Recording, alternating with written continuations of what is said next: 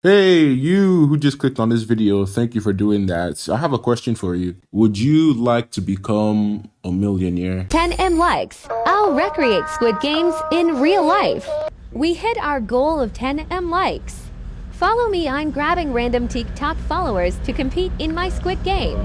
So now I'm going to tell you your odds of getting selected for his games. Quick notes before we start. I am not a mathematician from Harvard or something. I'm simply a 17-year-old who's just got out of high school and has a lot of free time and enjoys watching Mr. Beast. So if I get anything wrong, don't blame me too bad. I'm trying my best. So according to that video and this picture I got from his TikTok, he plans to select from among 25.7 million people. He plans to select 456 according to the amount of people that play Squid Game and according to this tweet from his Twitter. So by that we have the total amount of like the sample size, and we have the amount of people that he's gonna select from that sample size. How I'm going to do this is, let me quickly explain it to you guys. When he picks one person out of the 25.7 million, that would mean the amount of people he's left to pick the remaining numbers out of, like the remaining 455 out of 25.7 million minus 1. So I'm just going to keep like finding the odds of getting selected from 25.7 million, the odds of getting selected from, I'm just like keep going till 456 and put it all together. I'm hoping you understand what I mean when I say that. I'm going to show some of my workings now. As you would have guessed, that was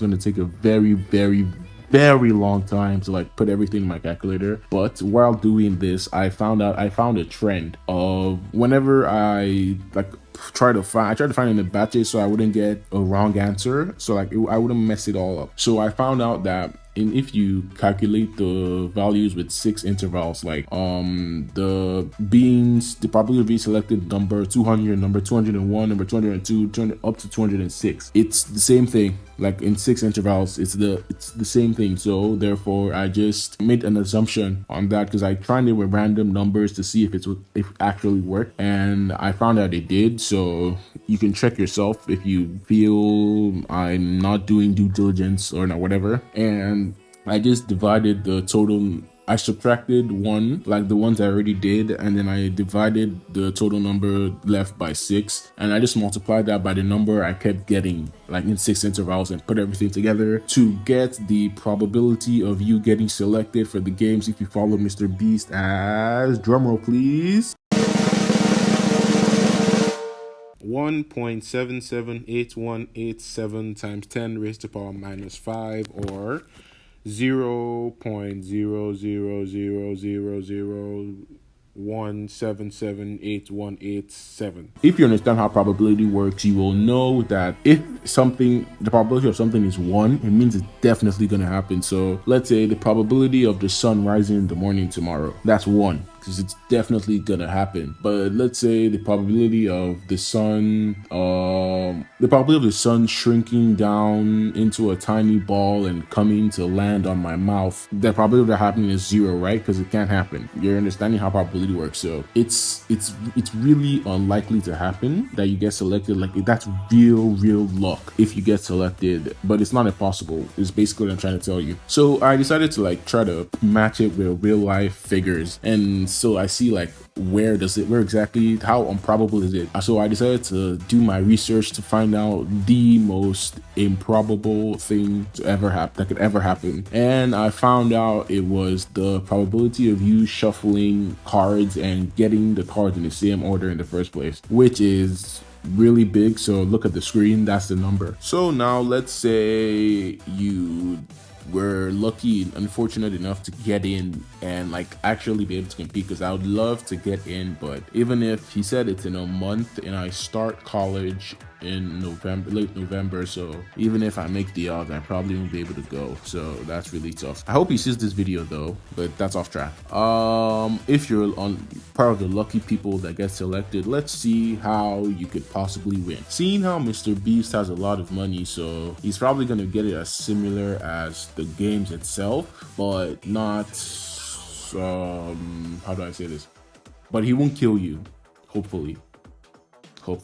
I think the best thing that you could do is, I'm gonna go through each individual game and like tell you, but the best thing I think you can do is one, watch the Squid Games he did on was it Minecraft or Roblox? Minecraft. He made it on Mr. Beast Gaming, and watch the actual Squid Games. Now after that, I'm gonna tell you what I'm gonna like give you insights from like websites and stuff I saw about how to beat Squid Games and like what I was thinking while watching the show. So the first game starts off with the motion sensors, red light, green light. It's a game that kids play. You know, some kid turns around and looks at a tree, and another kid try to tap his shoulder. It's a game, like it's a kid's game. You can practice at home if you'd like. So I think the best thing you can do, since there are 400 other people, you should probably like stay at the back or something where he can't see you. And if he decides to drop some bands on it and decides to make like probably like something like a motion sensor or something, he could probably do it, and maybe like they'll shoot you with paintballs or something. I have no clue. That's what I think he's gonna do. So the next game would be the cookie game. It's not actually cookies. I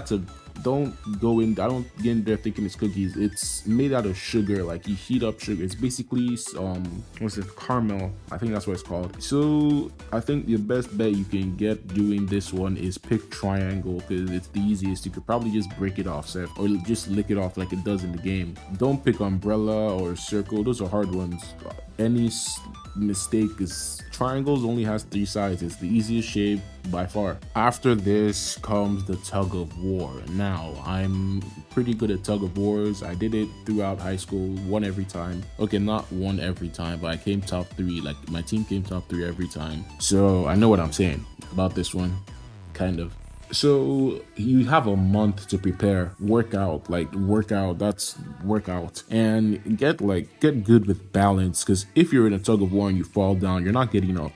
You trust me, your team, they're gonna just yank and it's gone. So work on like balance and like leaning back. That's a big thing. Yeah, just like holding onto the rope and leaning back, because at any moment you could be pulled forward or pulled back, if you understand what I mean. So try and work on your balance and stuff. Now the next game's the marbles. So for this one, it can go any ways. You have to, I think I suggest like before, while playing the game, you know, scope out people who really don't want it as bad as you, or someone like, just scope them out. You'll know what I mean when you're playing the game. Don't worry about it. So just find a way, like find something in your favor to decide who gets the marbles. Maybe get really good at rock, paper, scissors or arm wrestling. Yes, work out, get good at arm wrestling, but don't get like jacked to where like they see you as a threat. Like, oh, his arms are big, don't arm wrestle this guy. Like, you know what I mean? Just find something you could probably like pack a coin with you and rig it or something. I don't know. Just find something you can win at, like throwing, just anything you can win at to decide who gets the marbles. I'm sure Mr. Beast is nice. He'll probably at some point decide to give people $10,000 a consolatory prize to let them drop out or something. So if someone is thinking about that, like if you see somebody, say that, and someone thinks about doing it or they miss out on doing it, pick that person as your quote-unquote partner or opponent or whatever. Now we get to the glass games, my biggest problem with the show. Okay, I'm not gonna rant on how I feel about it. I'm gonna try to keep it to myself. So one, Mr. Beast is probably not gonna kill you. So he may like put the water, like it over water or something. Like he's done that before. You know, I think a video where they stood on strings to see who gets to join in on the video for touching $1 million or something. They had to like step on strings. He'll probably do something like that, but with glass. So what I suggest for this is, you never know if Jimmy is thinking, oh, these guys are just gonna try and use the knowledge of the show and get a really low number so he can go last. Or he might just decide, like, you don't know which order he wants, whether it's gonna be highest goes first or lowest go first. So I say go for a middle number, and make sure you pay attention. Don't be like that guy that decided to trust that old lady. I suck with names and I'm trying not to give anyone spoilers. So yeah, and the show said take off your shoes. It didn't say you couldn't keep your shoes. I don't know why they didn't just like use your, just tap the glass and see if it goes, or just like throw it at the glass. I don't know why they didn't do that. And last thing, they didn't say you had to step on the glass. There were 3 different support structures you could have, tiptoed, like not tiptoed per se, like you could have put most of your weight on while like testing the glass or something, or like hold on to. Like I said, I don't know how Mr. Beast is gonna design his game, so you just have to see when you get there. And then there's the final Squid Games. I don't know how he wants to replicate that. I can't even begin to imagine it. Just watch the show.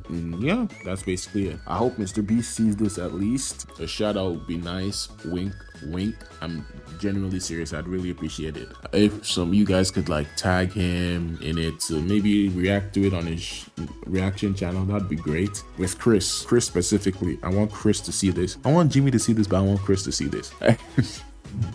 And yeah, that's basically all I have to say on it. And Omega out.